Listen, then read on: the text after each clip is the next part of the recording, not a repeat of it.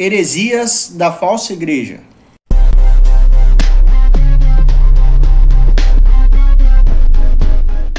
A heresia é um grave desvio de caráter cometido por pessoas que distorcem, contrariam e rejeitam ensinamentos bíblicos. Hoje, não podemos afirmar se existem denominações religiosas verdadeiras ou falsas sem antes fazer uma análise naquilo que é exposto pela organização.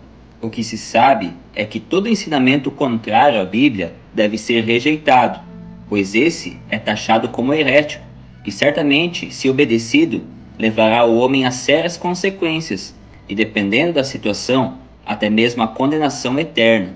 Por isso, é importante estudarmos a Bíblia.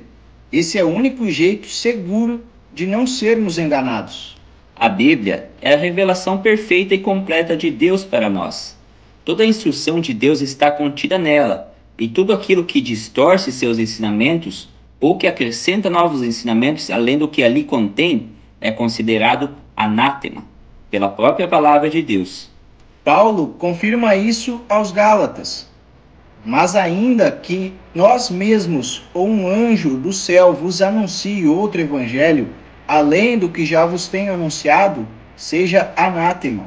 Anátema significa amaldiçoado. Por isso, toda heresia está debaixo de maldição divina. Afinal, a heresia cria ensinamentos corrompidos e distorcidos, que ao invés de aproximar as pessoas de Deus, os afastam ainda mais. Mas e como saber se a denominação em que eu congrego é herética? Organizações que cultuam a um Deus e que usam a Bíblia de forma distorcida são denominadas seitas, e os cristãos devem permanecer longe desse tipo de congregação, pois fere os princípios instituídos por Deus.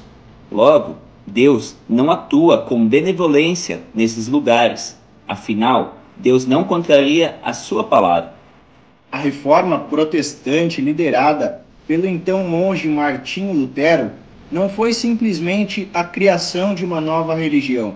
Muito pelo contrário, foi o resgate da verdadeira fé cristã, gerada pela insatisfação, devido aos desvios dos ensinamentos originais que a igreja havia cometido. Diante disso, Lutero provou biblicamente e apontou erros diante de 95 teses, mostrando nesses tópicos as heresias que a Igreja Católica Romana estava cometendo. Uma única tese já é suficiente para o desvio da igreja. Por isso, nossa fidelidade deve estar alicerçada na palavra de Deus. Diante da reforma protestante, com o passar do tempo surgiram várias denominações, nomeadas como protestantes ou evangélicas. Mas isso não traz a garantia do fato dessas serem verdadeiramente bíblicas. Atualmente, vemos muitas pessoas se perdendo pela falta de instrução. Às vezes, de forma inocente, procuram uma igreja. Porém, essa, por mais que se diga cristã, não passa de uma organização herética ou até mesmo uma seita. Isso acontece normalmente por seus líderes serem totalmente incapacitados para exercer tal função. Ser líder de uma igreja nunca foi uma porta de emprego, onde qualquer pessoa pode assumir. A liderança da Igreja de Cristo é imposta pelo chamado divino. E se a pessoa não tem a aprovação de Deus para exercer a função, simplesmente passa a ser um agente de Satanás, cegando e levando muitas pessoas para a perdição. Fique atento. Há igrejas que menosprezam a palavra, igrejas que exageram sempre em alguns pontos, como todo culto tem milagre, todo culto tem vitória, todo culto tem prosperidade, todo culto tem profecias. Deus é Deus que faz sim todas essas coisas. Porém, o princípio da igreja sempre foi adorar e louvar a Deus de forma racional e não satisfazer os desejos do homem.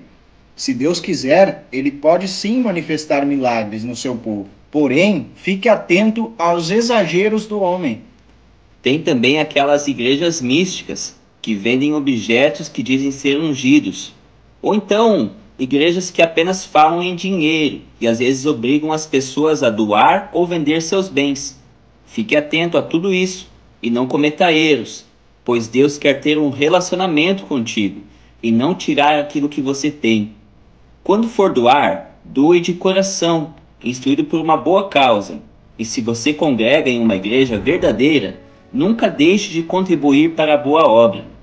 Fuja de denominações que fazem rituais, invocando espíritos. Deus é claro em abominar isso. E se existe alguma manifestação nesse lugar, essa não provém de Deus.